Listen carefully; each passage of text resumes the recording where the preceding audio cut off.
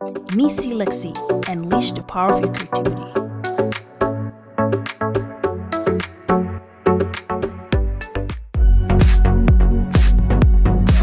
Starboy, okay, let's go.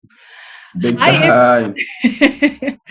Hello, everyone, and welcome to NEECEELexy live here as virtual, going around the world to bring you the very best of the talent from around the globe. And today we have a musical talent from the city of Kampala who is here with us this morning. His name is TSUPY Magiic. He's an East African artist, a writer, filmmaker based in Kampala, Uganda, and he's also a multi-talent genre for Afrobeat artists, spice, Afrobeat, dancehall. And best of all, he has, you guys probably know him from some of his hit singles, such as SOKO, Question Mark, and also the newest one, Give Me Love. And he is also a human rights activist, child rights ambassador, and he also the CEO of the Magiic Talent African foundations that basically he's going to be discussing more about it. Without further ado, for the first time in our channel, welcome TSUPY. How you doing, sir? Thank you so much, Lizzie. I'm so excited to be on your show. I have to say this show is really a fantastic show. I have a good feeling about this show. And as a showbiz maker, as a show king, I like this kind of shows because, I'm not just I love speaking. I wish I could, come out there and speak to people more because I feel like I have the magic. And I'm here to share with you the magic today, It's a pleasure. But you're doing a great job as well. Well, so I'm glad you brought your magic this morning. Yeah, big time. I always bring the magic full time. Awesome. Cool. Yeah, so I think I'm just excited to be here, and whoever's going to be able to get on board with us along, you're welcome. Thank you so much for supporting this show. Like Lizzie said, I'm a really multi-talented artist, and I can't specifically mention my talents because I think I have multi-talents. But I guess this is the time we can be able to share and talk about, this kind of talent and how we can be able to put this talent into positive use, for impact or for the development of of creative arts in Africa or in South Sudan as well. Exactly. And I'm actually so glad that you actually brought that up, and I wanted to discuss more in how we can support the talent that we're coming out from East Africa specifically.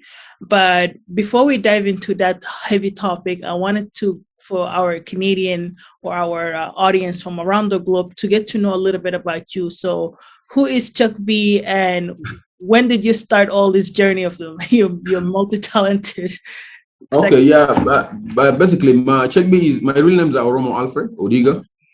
I come from the Republic of South Sudan, of course, from East Africa, and I was born in '93.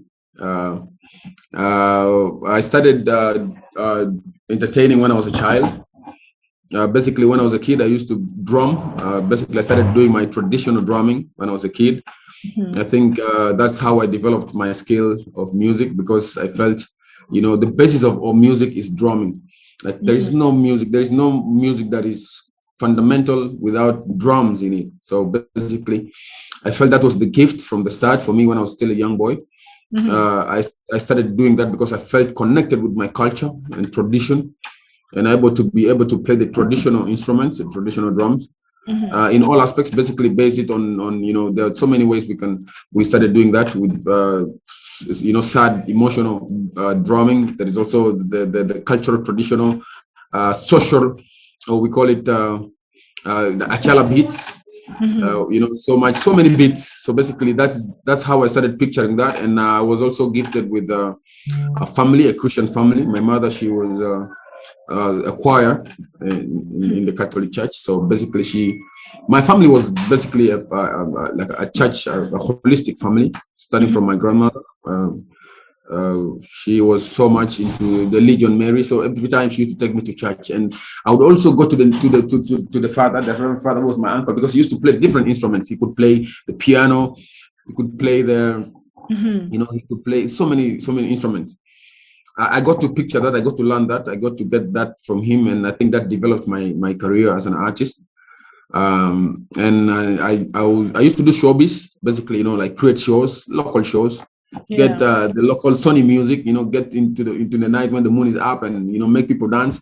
So basically, I think that was it before when I was young. And the funny part of it is that you never discover that you're good at something until when you come of age at some point. Yeah. And I think that's a big challenge for some people. But for me, my mother, she told me I composed a song when I was young, and this song I composed in my local dialect, and I composed the song for my younger brother, and I was actually inspiring him and telling him, you know, one day you're gonna make it because I'm gonna take care of your studies. I'm gonna do this and that.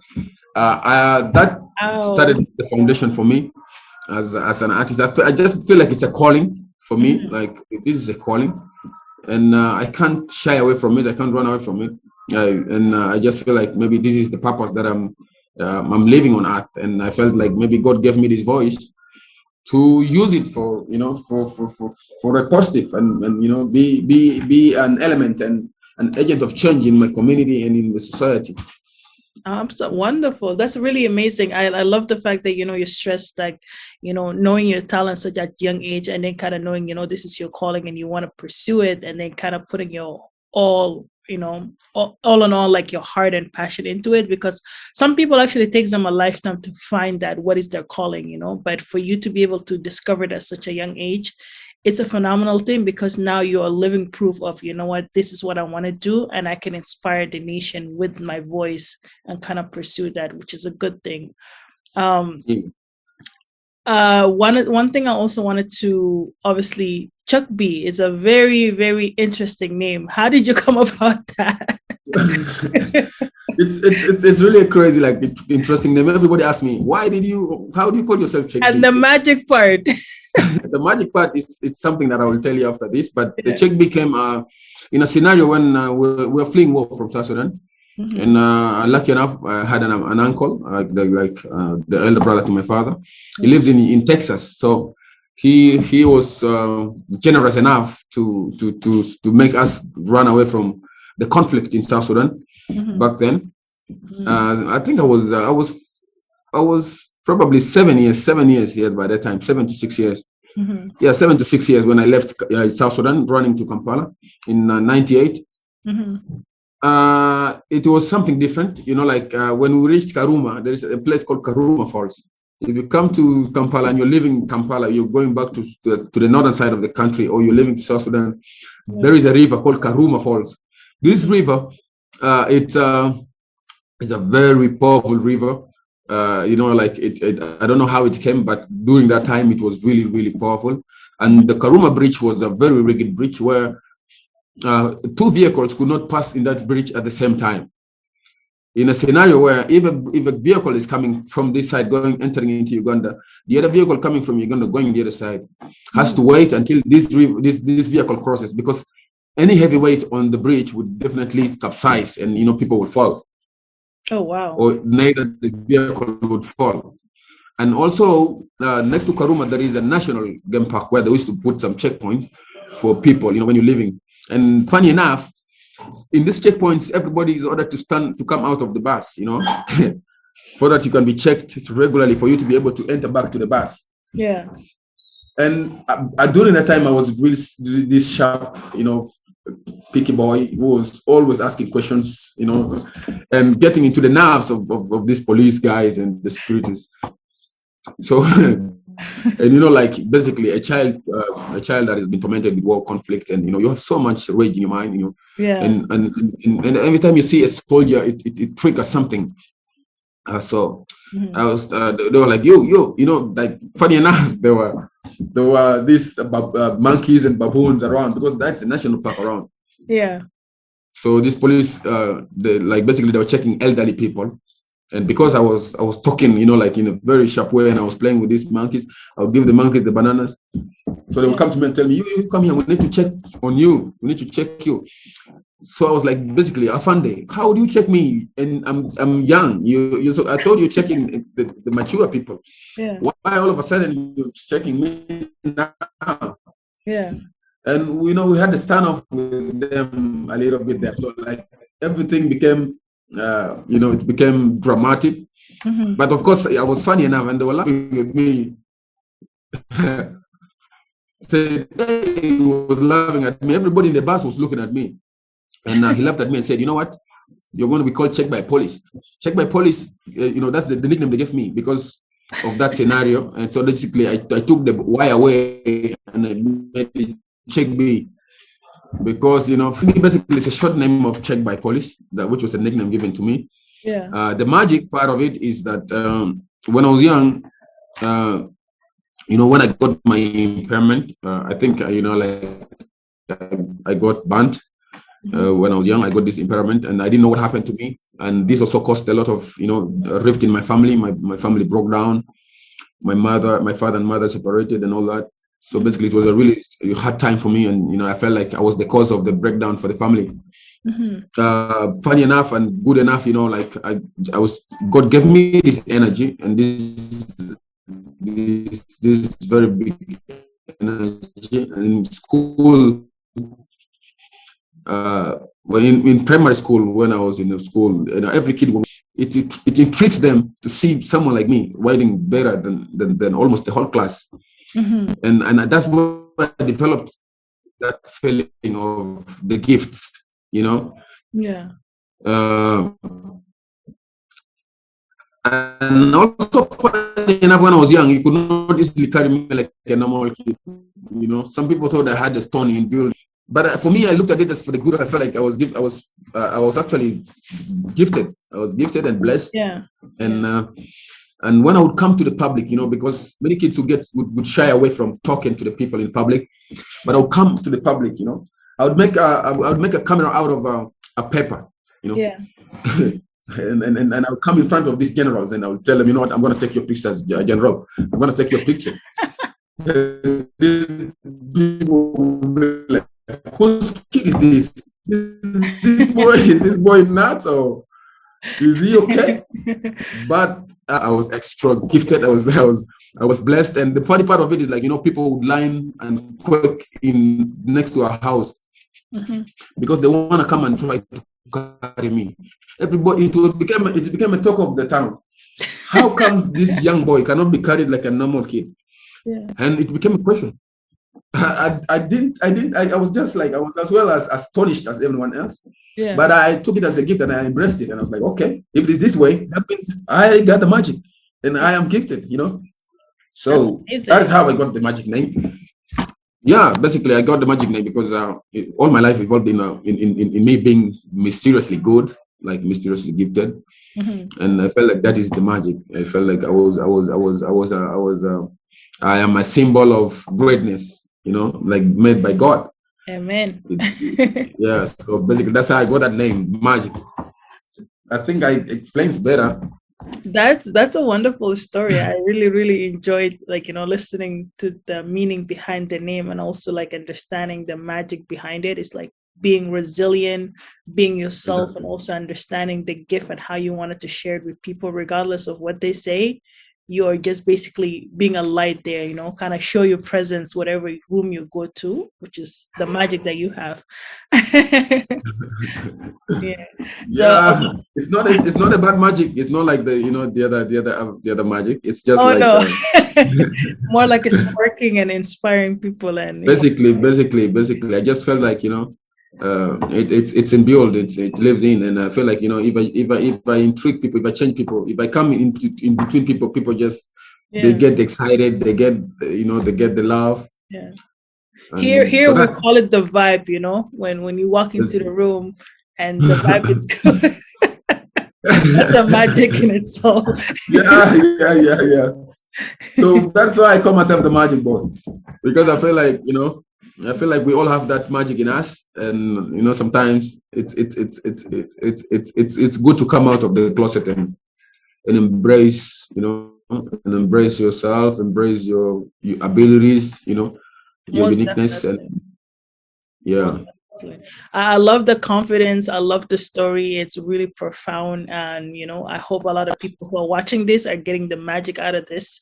So I want to. I think we can do a story, something sponsored by neeceelexy, whatever, something like that, and share out to the world. We can spare many people, spare thousands of people. For sure, for sure. And that is why we're here today, to be able to share that story so we can inspire the nation. One thing I wanted to also tell you is basically congratulations on your recent single, Give Me Love, with Amani. Yeah, thank you. Yes, that's actually, I was listening to it, and as soon as I saw it, I'm like, more, I need more. I loved it. I love the song. Yeah. You want me to say something about the song? No, like when I listen to the song, I really, really enjoy the beat, and also like the lyric in itself. I find it was very unique. But I want to know from you, like, what inspired you to write that lyrics, and how did you guys come about actually producing it? Well, like basically before I release that song, I have a song called Abukareng, and this song talks about discrimination towards people with disabilities in marriage. Yeah. So and also it kind of like like depicts my story. Most of my life, most of my times.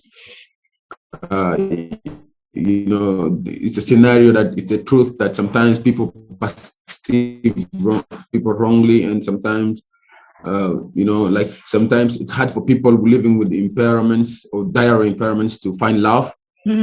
But you'll be lucky enough if you have someone that loves you for who you are, and and what you are. That the Give Me Love song, because I felt like who doesn't need love? We all need love.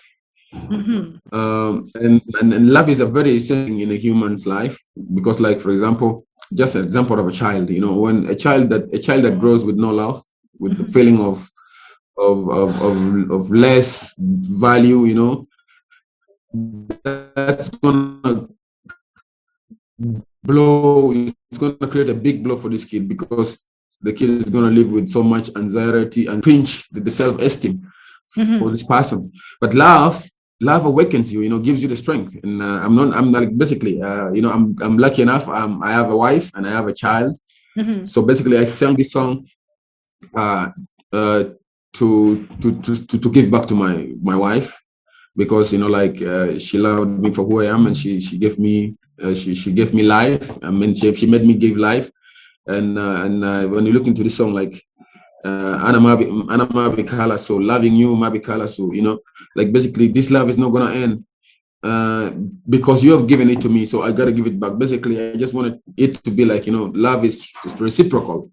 Yeah. Where you gotta give back. If someone loves you dearly and they've given up sacrifices for you, you gotta be able to give it back. And I felt like I'm not only speaking of myself, but I'm speaking about of so many people out there, because as an artist, you speak for thousands of people. Yeah. And Amani is a really, really sensational artist. She's gifted. And I think, there's this part of me that I think when I maybe become mature and I'm almost retiring from this, I could be a good talent developer and, be able to identify good, talents. Yeah. When I listened to her sound when she came into to South Sudan, it was really dope. Actually, like I got to listen to her, like I got to know about her from Emmanuel Joel, as well, who I worked with on a collab, Hey Mama. And I felt like, I needed to work with a female artist, because this song was essential in collaborating. I wanted to make her have a feeling, a vibe of the Arabic Juba vibe, the Afro vibe. Yes. and also like to try to introduce her voice, her sound to the people in the nation, because she is a gift. Amani is a talent. People have to listen to her. Yeah. So Give Me Love actually is doing big. It's doing good in the nation, because it's actually the love vibe of the year. That was my aim. And inshallah, we're going to do a visual for it, because at the moment, we haven't hyped it so much. We've been looking for,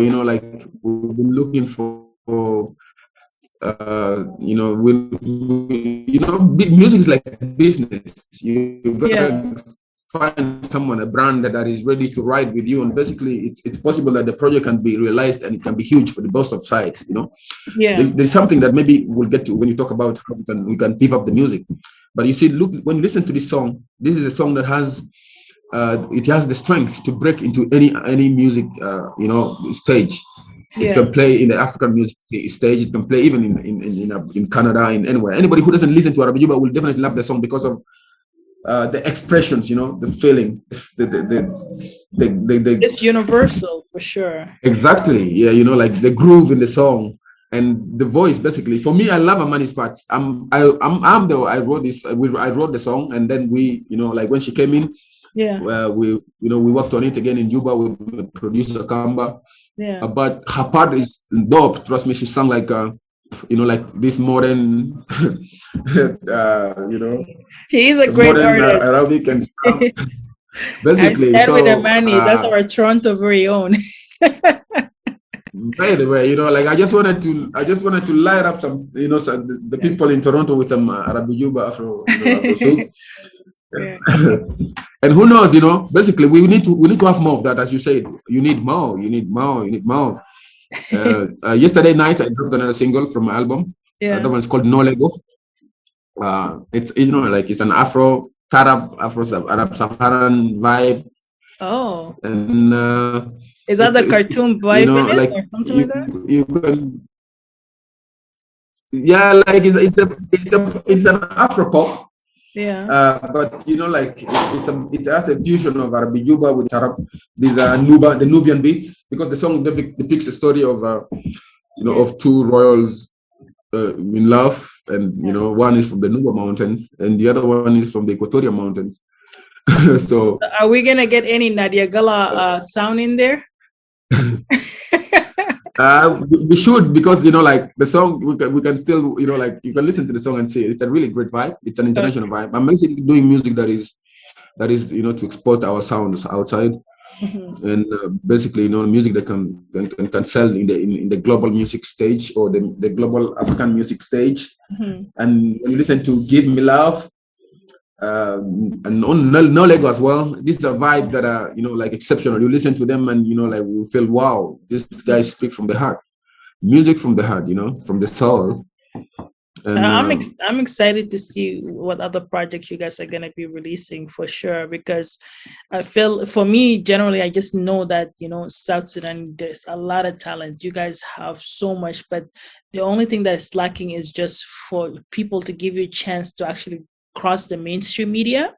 And that is why we have the neeceelexy to be able to kind of like start sharing the story, start sharing these platforms so that a lot of people can know about it outside of South Sudan, because you guys are making amazing content. Yeah. And I would love to kind of, continue on kind of sharing and spread the word, because it's a great talent that we need to, kind of spread it out there for sure. So with regards to your music, obviously you've been doing music for quite some time. What would you say is one of your most memorable moments so far as an artist? I think my biggest memorable moment is my hit song SOKO. Like this song, it actually introduced the South Sudan music into the African music scene, and I think the global music scene. And I felt like I created a path for the South Sudanese artists to take a leaf and borrow the leaf from there and pick up from there. And I'm glad and I'm proud, many artists are picking up. For example, John Frock, like he's doing really good music, and he picked up and he's working with my producer as well, Kamba, and he has been able to make some hit songs, and also he got a nomination in the Afrima. So basically I realized when I came up with this vibe, the South Sudan music was not respected even in East Africa, because not to be disrespectful, we've had good musicians, like the likes of WJ, Silverx, Mr. Lenz, MC7, Rocky J, most of these the old artists in the game. They really tried their best to make sure that our music could break borders and get into the music, in the East African music scene. And funny enough, sometimes music, it's like you said, it's universal, but as an artist, you gotta be a little bit volatile, and try to craft your craft in a way that it can easily be consumed outside your home, or outside your possible market outreach. Yeah. And when I came to Kampala, I teamed up with the Crane Media, and of course I did that video for SOKO, and this video blew up in Kampala, it blew up in Nigeria. It got played in Afro Pop, it got played in NAIJA, Sound City, MZIKI, Wow. Basically, so it was the beginning of, like of the world to acknowledge that, wow, because nobody believed that this was a South Sudanese song. Yeah. I would It get was calls from all fresh. over the world, basically. So this was an achievement for me, but I felt like the memorable moment was to push this, to expose the possibility and the talents that South Sudanese artists have.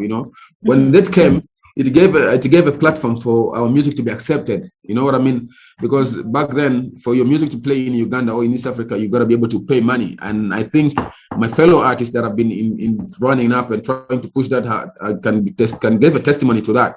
Like, it's funny enough, when you come to East Africa, basically, good music can get played, but before it gets played, or before it gets heard, you got to be able to pay something, because like, there's so many brokers in the game, and this is an industry where you have no choice. If the system requires you to pay something, you got to pay, so that you get hard. But the thing is, it's always one or two. When you pay and you get hard, and your music is good, it will definitely play. You know what I mean? Yeah, it will be like an initial investment, and then you get exactly later. Exactly. That's how it works. Like the video, the music, we have the investments in that. But the thing is, you gotta be consistent as well as an artist. As a brand. And funny enough, like, most of my career, I've been funding most of my projects. But funny enough, I've been in some few record labels, and nothing turned out tangible. Because of one or two reasons. But I realized, like, in this African music, struggle or hurdle, you gotta be able to lift yourself before you're lifted. And that is it. Sometimes if you want to create phenomenal work, phenomenal work means creating professional and standard work. And I feel like I have all the ability and the creativity to do that. And it's just like, like you said, when we get more brands, more, industries, more companies, more organizations, probably, getting into utilizing artists or voices, into their programs, I guess that can be a very great thing for many artists, especially artists from South Sudan, because the Ugandan music industry, or the East African music industry, is already moving well. Yeah. Like, basically, you can have a hit song in Tanzania or in Kenya, and all of a sudden you're good to go.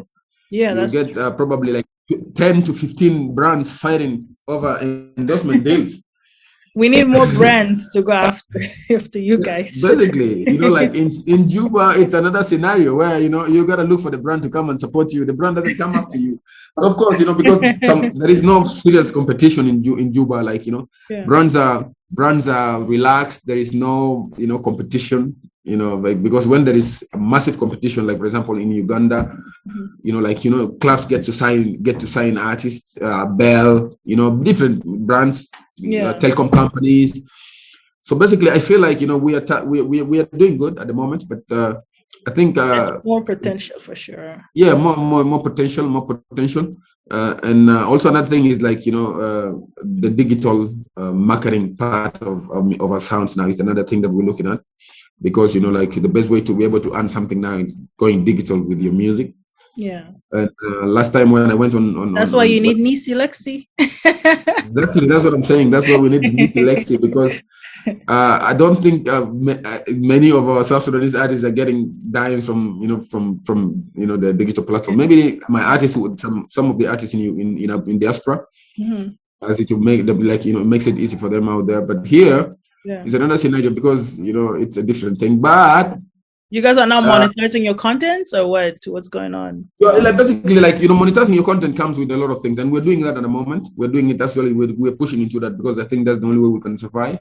Yeah. And now we're working on creating a website for my label, the Magiic Talent Africa, and the Magiic Talent Foundation, and also we're trying to come up with some programs and all that. We're running here and there. God willingly, if funding comes from left or right, any luck, we might be able to pull something great.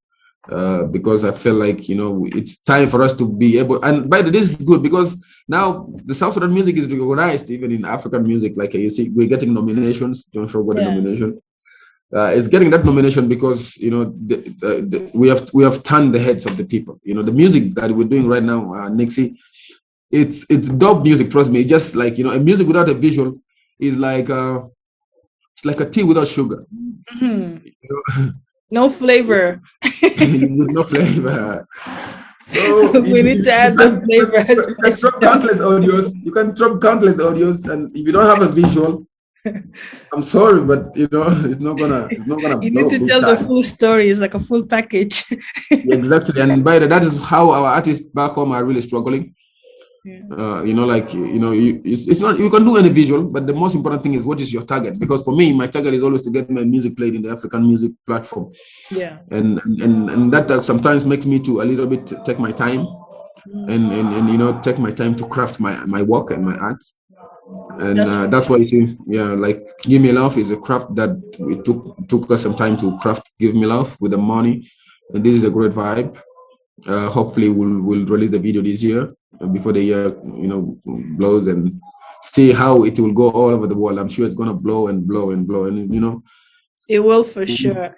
And I just want to say, well, best of luck for everything that you guys do, and obviously thank you so much for being here today.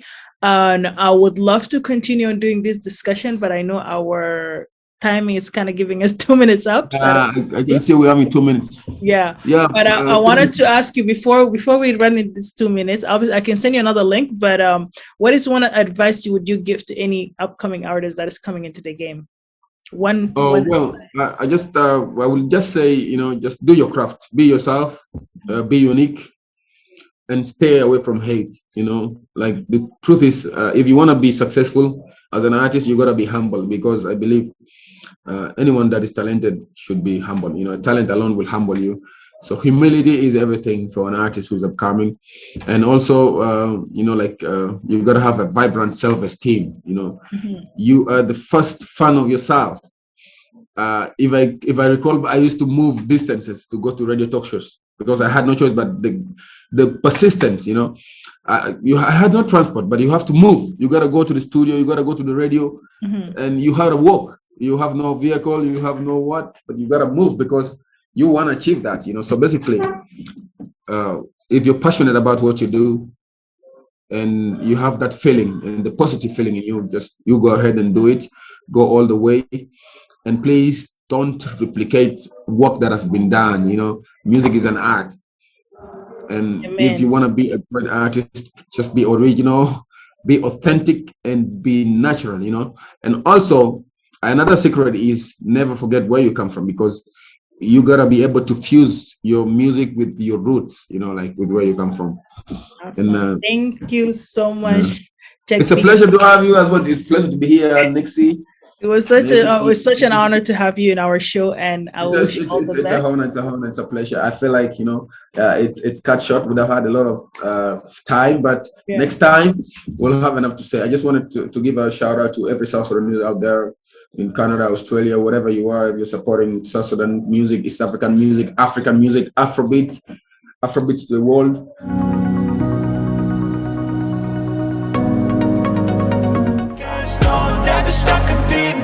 I've been doing this, I'm on it. I just wanna be iconic. Sipping on a gin and tonic. Got me going off when I'm on this topic, If I ever play out